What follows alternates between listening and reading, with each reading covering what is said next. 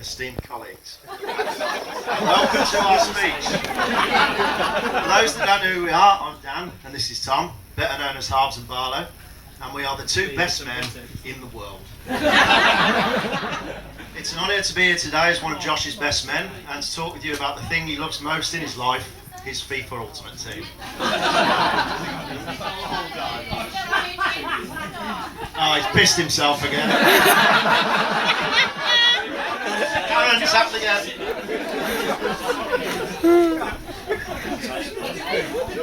Welcome to the club, Josh.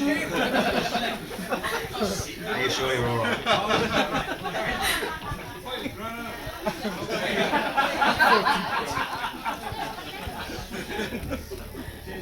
Are you quite ready now?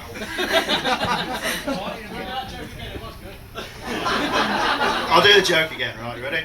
It's an honour to be here today as one of Josh's best men and to talk with you about the thing he loves most in his life, his FIFA Ultimate Team. It's great you could all be here today. As Josh said, we've got people in from all over the world, Amsterdam, Australia. It's amazing how far people travel for a free meal.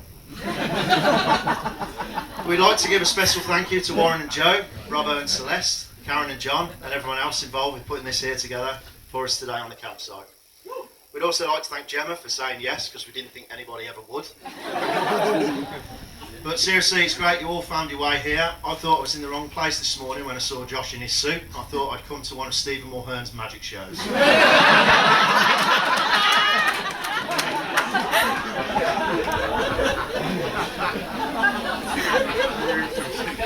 But despite Josh looking like a TV magician, I have to say that Gemma, you look stunning today. Doesn't she look stunning, everyone? I must admit, I was worried you would revert back to 2014, Gemma, and come dressed as some sort of Egyptian mermaid. You're still the only person I've ever seen wear a bindi to the Bramley Cottage.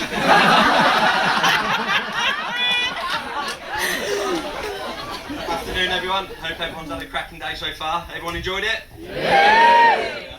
Now, before I move on to Josh, I just wanted to compliment the magnificent bridesmaids today. I'm sure they did a fantastic job helping Jem get ready, and I know she had a fantastic time on #JemDo. So then, on to you then, Josh. Where should we even begin? Seriously, what a character. I would start at the beginning of our childhood friendship, but we had a late introduction as we didn't go to school together. So I didn't really know Josh until after finished school, and we used to run the show at the Mighty Sainsbury's in Redditch. So it wasn't really until after then that we became proper good mates. Back then he was often mistaken as one of the group's younger brothers with his little round moon face. Good to see that hasn't changed. Joke will be on us when we're 60 though, and you still look about 12. I often wonder if Josh reached his peak working at Sainsbury's back in those days. Carefree, turning the donut filling machine up to its highest setting so that'd explode over everybody. It all went downhill after these antics somehow got him promoted to a trainee manager, and he wrote the infamous email. It was a standard day at work, and he received an email from somebody pretty important up at head office discussing the stock levels of bog roll or something like that. However, he didn't agree with what was being said, so joking around, he typed out a reply. But then he got called out down to the shop floor, and off he went to help. When he came back to his office, he didn't realise that he hadn't pressed send. Pressed the send button, totally forgetting what he'd written. Down he got called to the manager's office, and got in quite some trouble, didn't he, Josh? So in case anyone was wondering what he said, he called the guys in head office incompetent bellends. He was back trying to blow up donuts in no time. That's just one of the many laughs we've had along the way, and I'm still not 100% sure he knows when we're laughing at him or with him. Which takes me to another good story.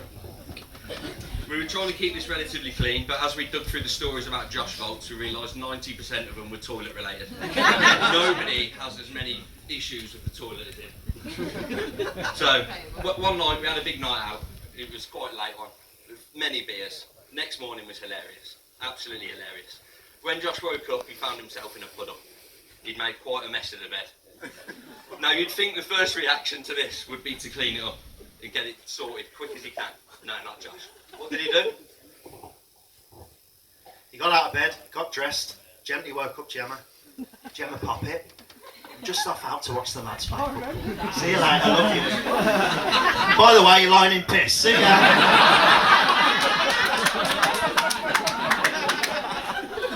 You can imagine how that went down.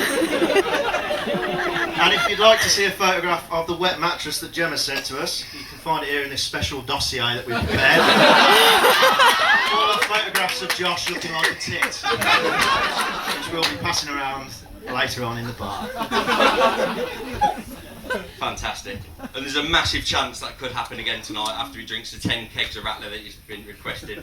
So there we go. So hope Karen's got some good cleaners on site, and I'm sure there's a spare bed for Jem somewhere. And while we're on the subject, it's not just Josh that's going to get embarrassed. Is there a couple of lads on the stag do who could have done with a nappy? So unfortunately, Alex couldn't be here tonight, but give us a wave, please, Phil. Thank you very much.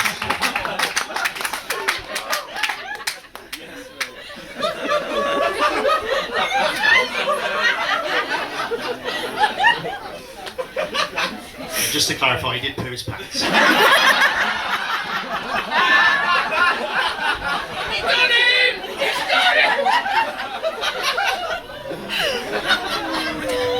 Speaking of pooing your pants, here's some more of Josh's toilet highlights. Josh is the only person I know who's pooed himself in a car. The only person I know who's pooed himself in a car park. The only person I know who's pooed himself on the landing at his mum's house after getting out of the shower. Mum, it's happened again. But moving on from Josh pooing himself, here's some other of his highlights. Josh is the only person I've seen get 2 drinks thrown over him in one night. 2 separate girls, 2 separate incidents. The only person I know who got a black eye on his work's Christmas do. The only person I know who's rolled 2 cars. One because he didn't see a parked car, and the other because he sneezed whilst overtaking a cyclist.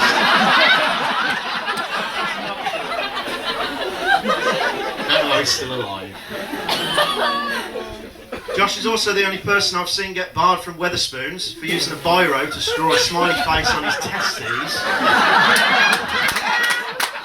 Pop it out through the fly in his jeans and then run around the pub asking women to look at his hernia.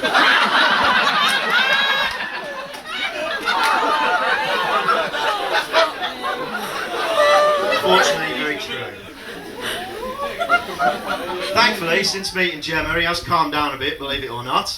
So Gemma, we'd like to thank you for coming into his life and making him into a sort of adult. I remember back to when Gemma did first come into his life. It was a classic love story.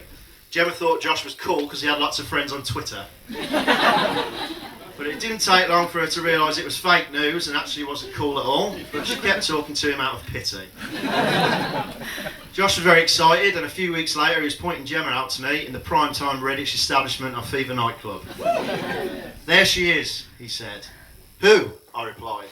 "The one over there is dressed like an elf princess." His face lit up and I knew he fancied her big time. Shortly after this, the pair enjoyed their first few dates, including time spent together at Reading Festival, dancing the night away, dining on Nutrigrain bars, and washing each other with wet wipes for 3 days. That's true romance. Before long, they'd updated their Facebook statuses and were officially a couple.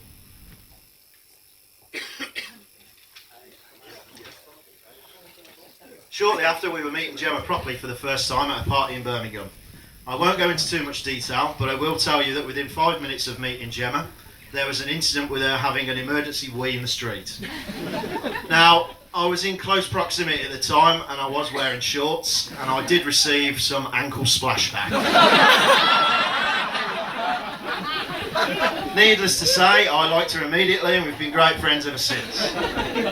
And on that note, Gem, I will say that you have been a great friend to both of us. You're not just our mates, missus, you're very much one of our own pals, and we're over the moon that you're both married, and we look forward to spending many more great memories and times with both of you.